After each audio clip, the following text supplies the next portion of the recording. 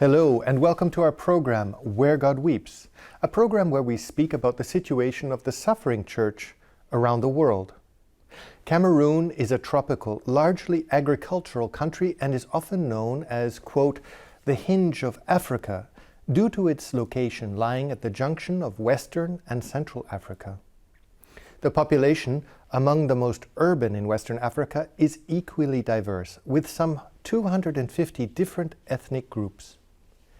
The Catholic Church has been present since evangelization began in 1890, and today Catholics number an estimated 3.2 million, roughly one-third of the total population of 23 million. The Church is one of the country's strongest institutions, operating a network of schools and hospitals, and Cameroonians take its views seriously. This responsibility is important in view of some of the more recent critical risks facing Cameroon.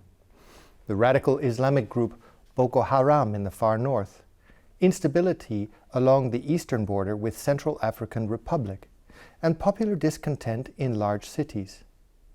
But it is an insurgency in Anglophone areas and a clumsy government response that is now the main threat to the country's stability.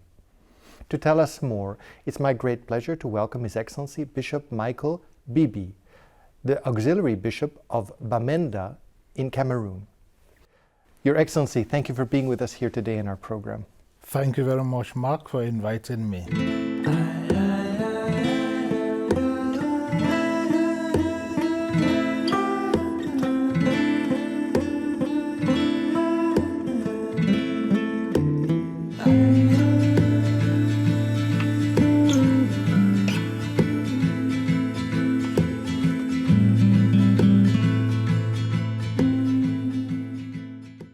Your Excellency, you were born in Bamenda, which is also within the Diocese of Bamenda. Can you tell us a little bit about your growing up? Were you also in a village life, or what were the circumstances of your youth? Yes, I have a very complicated beginning in the sense that my mother was living in town. I'm from a polygamous family. What does that mean? That means that my father was married to a first wife. My father was Presbyterian and got married to a Presbyterian, and he got my mother as a second wife, and my mother happened to be a Catholic. We have a house in Bamenda itself.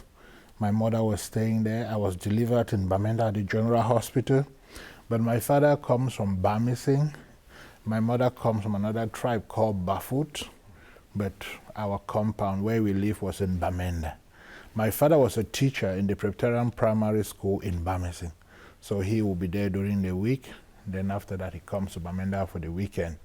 At the same time, during holidays, I was expected and the other family members to go to Bamenda in order to live, because we had a rice farm. I had to go to the farm to work myself. And when I began my primary school education, was actually in Bamenda. That is why I did class 1 and class 2 in the Presbyterian primary school. It's after that my father brought me to Bamenda, and I went to St. Joseph's Primary School in Big Mancon, where I did class 2 to class 6, class 3 to 6. And then you continued. Then after that I continued. Your Excellency, you got the call to be a bishop in January of 2017. What was it like when you got the call? Yes, when I was called, that the nuncio wanted to talk with me. I knew it was a normal call since I've been going to Yaoundé to do other transactions, and when I went... you didn't think much about it? I didn't think much about it, because I was actually going to give him a document that he requested, and when I went, I was told that that is what the Holy Father has in mind. And he wanted me to give my yes or no, and it took me by surprise. And did you have to think about it? Of course, and the nuncio at that time gave me the opportunity to use his chapel and reflect about it and the answer I want to give. What? And when I went to the chapel, I had some time, a little bit confused though, because it was like a big surprise that came to me. And when I reflected over, the issue, I just said, I've been a priest already for 17 years, getting to 18, and I've given my entire life to serve the church. And if God thinks that unworthy as I am, He can call me to be a servant in the church through the Holy Father. I will give my yes, knowing that God will support me and give me the graces. So I came back, I told him, I will accept what the Holy Father wants. So, and that is how it all happened. And I was officially appointed on the 24th of January 2017, and my Episcopal ordination on the 25th of March 2017. And your brain has brought you this far? We thank the grace of God has brought me this far, because I'm sure the support that God gives us through His graces helps us to accomplish things in His name. Your Excellency, in Cameroon there are approximately 250 different ethnic tribes. The dominant tribe is the Bantu tribe. Can you tell us a little bit about the relationships of the tribal relationships? And does tribal relationship take precedence over faith and or politics? Which is the primary affiliation, if you will? Yes, as you rightly mentioned, we have different tribes in Cameroon. And what tribe are you, if I might ask? I come from the Tikari tribe. tribe. It's a smaller tribe, and where is it located, basically? Well, the Tikari tribe is a whole group of people that cover the whole of the Ngokutunja division, and it's an area that is not mountainous as such, it's a plain. And in that Tikari tribe, there are divisions of different tribes. Like you come down to Bamenda, we speak a different language. You go to Bamali, a different language. So you can't even understand the language of a neighboring tribe? You will not understand it. But since most of them live in close association, they have marriages across, you can easily pick up what the other people are saying. But it really becomes difficult. But when you go like to the Boyo division, where you have the Com tribe, all of them speak the same language. I happen to have worked there and I loved it, because wherever you found yourself in all the 8 or 7 parishes there, it was the same all language. The same, yes. But when you are sent to work in other places like Menchum, or you are sent to work in Ngokutunja or Momo, they're all different tribes. So when you have to travel, for example, to some of the outstations, do you need to sometimes bring a translator with you, or is it in the Diocese of Bamenda that you can make yourself understood in the language? Yeah, we have a common, some sort of a deformed pidgin, English language that we call Pidgin English, that nearly everybody in most of these tribes will understand. Maybe not perfectly. If you look at the mothers and fathers in some of those rural areas, they will not even understand the pidgin, but at least that is a medium that we use in order to cut across many of the people. But as far as the tribes are concerned, the tribes, they help to bring the people together, but at the same time, when it comes to our religion, you see that the people are also united as far as their faith is concerned. They don't think very much whether you're coming from this tribe or we are coming from this other tribe. What is important is the faith that binds us together. It must be a great festivity when the bishop comes. I mean, because how often would some of these outstations see the bishop? Maybe once a year? Once after 2 years. Once after 2 years. As I mentioned, we have 46 parishes. For us to conveniently go through them when I go for pastoral visits. But what is important and interesting is that when you get there, the people are all there waiting for you. The joy of meeting the people of God. They are waiting for their pastor. You are coming to administer the sacraments to them. And what has actually marveled me, for the 1.5 years I've carried out the pastoral ministry as a bishop, is the faith of the people. Really? When I see their faith, when I see their commitments, it becomes a great challenge to me, and an invitation for me to also continue to grow in my own faith so that I can continue to strengthen them. What kind of distance are we talking about, for example, for you to travel to visit? Is it a day? Is it 2 days? What kind of conditions are we talking about? Yes, it varies according to the parishes. I will give you an example. Let me go to Menchum division. Since after my ordination last year, I happened to have visited most of the parishes in Menjum Division, except 2 of them at the center of Menjum. I've been to Benakuma, and leaving Bamenda to Benakuma is about 3 hours drive on very bad roads. And once I reach Benakuma, I have to leave the car there. I get a motorbike, and a motorbike can take you up to a place called Mbamba, and from Mbamba you can't continue with the bike. You have to walk. I have to keep the bike, and to get to a place like Mbekunyam, I have to walk for about 3 to 4 hours, to reach the mission station there. And normally I can't go and come back the same day. I must spend the night there. Then the next day I celebrate the sacrifice of the Mass with the people. And at the same time, I have the opportunity to administer the sacraments to them. Then after that, I trek back to Mbamba. Back to your bike? Yes, back to the Jeep? Get the bike back to the Jeep. Yes. And Cameroon is a very wealthy country in terms of its minerals, iron ore, bauxite, gold, and so on. And yet, 48% of the population officially live beneath the poverty line. Can you explain a little bit what we're looking at in terms of this dichotomy between such a wealthy country and yet almost 50% of the population living under poverty line? Yes, I think if we have a situation like that, it is because of lack of proper management of the resources. And Cameroon, like you have most African countries, we also have elements of corruption in the system. And because people do not think about the common good, they do not think about what is going to benefit everybody. You may have situations in which the resources that we have in the country that is supposed to be of help for every Cameroonian is being enjoyed by just some few people together with their families and friends, and a greater number of the population suffers or they live in a situation of abject poverty, which is what the church has continuously reminded all the church leaders, government leaders, the civilians, that it's good for us to practice justice, to think about the common good, and to use our resources in order to develop our nation. And if I think that if we're using our resources to develop our nation, it will not be the way it is now. And anybody that is given any position of responsibility thinks about what am I going to get for myself, for my family, and for my friends. They don't think about the common good.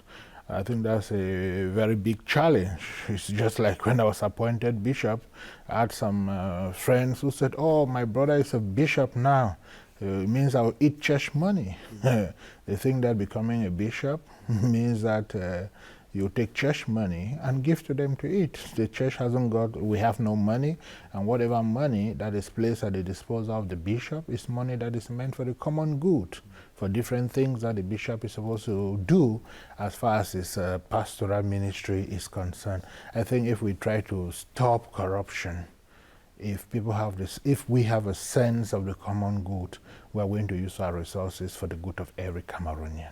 Now, the Catholic Church has been involved in the development of the Cameroon society since the beginning with the starting of schools and hospitals. And presently, I believe, the Catholic Church in Cameroon runs about over 1,000 schools, primary and secondary, and about 8 hospitals.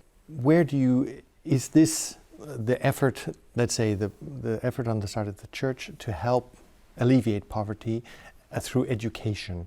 And have you seen the fruits of this work of the Church in this social area? Yes, I think basically it is a right for every human being to go to school.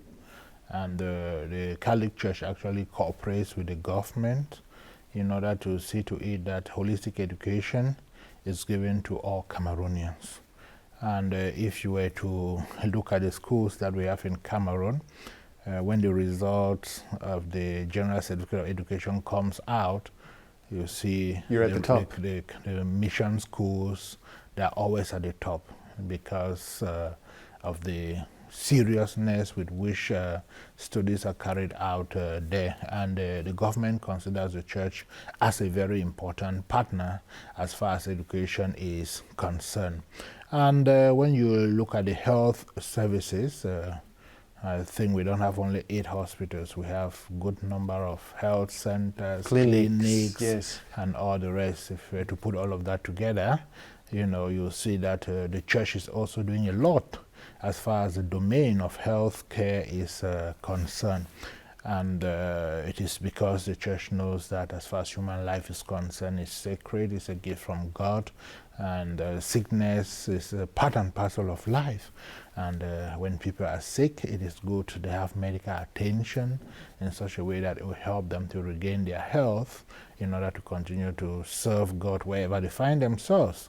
And the church understands that mission very well, and that is why... and is highly respected for it. Yes, yes. If you go to most of there's none of the dioceses in Cameroon that doesn't have a health center or a hospital or a clinic.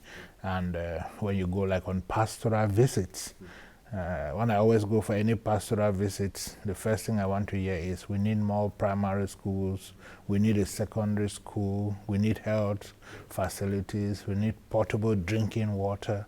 So people always... the basic necessities. The basic necessities, and I think that is important. And of course, they'll always tell you we need a church building where we can worship God, because majority of the parishes that you go to, and I'm really amazed with the faith of the people, as I mentioned, and the fact that they are willing to come together in order to pray. But if you look at some of the structures that they are inside, it's not worthy of it. Of the sacraments. Of the sacraments. So they'll always make those requests, and they want you to help, and we always note it down, knowing that in future we have any possibility, we'll always share with those who can be of help to us. Church is not only involved in education and healthcare, but also in other challenges. I mean, fully 1/3 of Cameroonians are Catholic. You have a presence throughout the whole country, and there has been a recent crisis in Cameroon that started in October of 2016. Violence between security forces and Anglophone separatists. Can you tell us a little bit about this so-called Anglophone crisis? Where did it start, and what is the picture of this today? Yeah, so the crisis actually started in October 2016 when the lawyers made a demand because they wanted a translation of the Ohada, law book into English. And in November 21st, the teachers thought the English subsystem of education is not the way it should be, because seemingly the French system of education has some sort of amalgamated the English system and the value. Just as a clarification for those who are with us on the program, that Cameroon is divided. You have the French, greater French part of Cameroon, and then the British part, which was colonized by Britain, English speaking, and hence this tension between the two. Yes. Sorry, I just wanted to introduce that so people know where we are. Of course, the French part of it, they had the French system, and the English part of it had the British system. And within time, the impression was given that the British system was being dominated by the French system and almost completely assimilated, eradicated. And a resentment has grown. So that resentment has grown until the teachers brought out certain conditions that they wanted the government to react to in order for them, and they called a strike. And the strike was actually very, very effective. And at the end of the day, the government initiated dialogue with the lawyers and the teachers. The teachers and the lawyers formed what is called a consortium, and they're discussing with the government, but unfortunately it broke down. The dialogue did not yield any fruits, because at the end of the day the consortium was banned by the government. The Minister of Territorial Administration and the leaders were arrested. And so it spiraled and spiraled and spiraled. And today the situation is that you have over 40,000 people who have taken refuge in, for example, Nigeria, and another equal amount of internally displaced who have moved from, I believe, the French part into the English part and taken refuge there. So you have a population movement occurring as a consequence of this violence that is. So what is the status today, and how do we see this thing going forward? Yeah, the way what is happening today is that we have a good number of refugees out of Cameroon, in Nigeria especially, and we have a good number of internally displaced persons who have actually left the regions of the north and southwest to other regions of Cameroon, or who are living with other members in the main cities of Bamenda and maybe Boya, Kumba, and Mamfe. And we're faced with this situation. I think the church has been very involved in the sense that since the beginning of the crisis, the church wrote a memorandum to the head of state, explaining the problem and giving a way forward. I believe even the church invited the President, Paul Biya, to come and to dialogue and to meet. Well, what we did is that we sent a memorandum to him and explained the problem and the way forward. And all through, we've been expecting that a dialogue should take place, and the dialogue has been taking place, but seemingly not the way the people want it. I know the Prime Minister and head of government and some government ministers on different occasions that have come to talk with the population in separate groups to find out what is the problem all about, what can we do to solve the problem. And people have given their opinions. And at the same time, the government has taken some measures.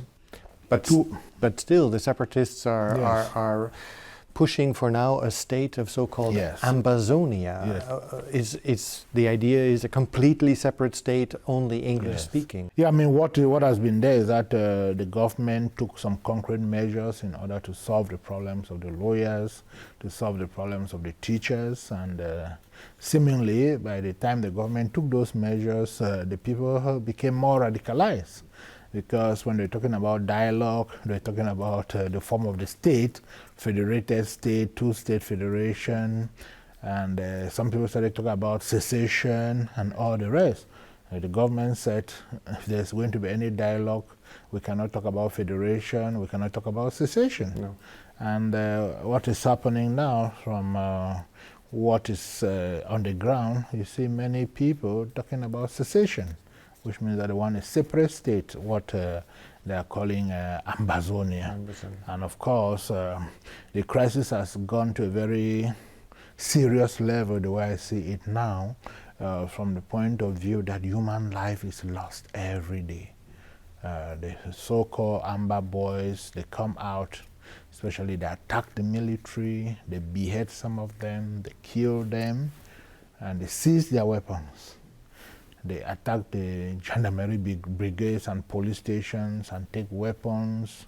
They attack prisons and free the prisoners. And on the other hand, too, the military, they attack them. They react. And they so burn down villages. Innocent people are suffering. So, it's become really complicated now. Now, the church, because of the fact that you are present throughout the whole country, has been called to be an arbiter. Is this something that the church is considering, or what is the present status of the church within this question of dialogue? Yeah, the church has not actually been called. The church, living the reality on the ground, has written to the competent authority, but we have not been solicited by anybody. I understand. Yes, we've not been solicited by anybody, and I think if the church was given that responsibility by the government and the secessionists too, they accept, then the church can go ahead and see how that dialogue can take place. But if you look at what is happening and what they are saying, they don't want any dialogue to take place in Cameroon. They want it to be out of Cameroon. They want the UN to be there. They want these people to be there and all the rest. So for me, I think, as we always say, a stitch in time saves 9. If this problem from the very beginning, if it was taken seriously and handled immediately, we would not be where we are today. Now, what the church is doing, you have instituted days of worship and days of prayer for peace. Yes, it is a duty and responsibility of the church to pray, especially when we have situations like this that we don't have any headway to come out of it. But we still believe that humanly speaking is impossible, but with God everything is possible. And our prayer and wish is that during these Friday adorations, people are continuously praying for peace. During our last meeting we had in August, we even proposed that each week the priest should celebrate Mass in time of war and social disturbance, in order to continue to storm heaven with our prayers. And we invite all other nations to pray for us so that this may be resolved and that we may have lasting peace, because it's painful. A country where you have lived in and that has been a peaceful country, but for the past 2 years we are seeing what we have not seen for years. It really becomes difficult. I don't want the situation to degenerate into something else.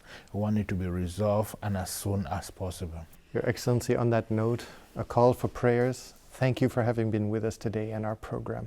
Thank you very much. The pleasure is mine. And thank you, ladies and gentlemen, for having been with us today in our program, talking with Bishop Michael about the situation in Cameroon. And if you'd like to know more about the story of Catholics there, how you might be able to help, I would encourage you to look at the contact information at the end of this program. And we look forward to seeing you next week. Take care.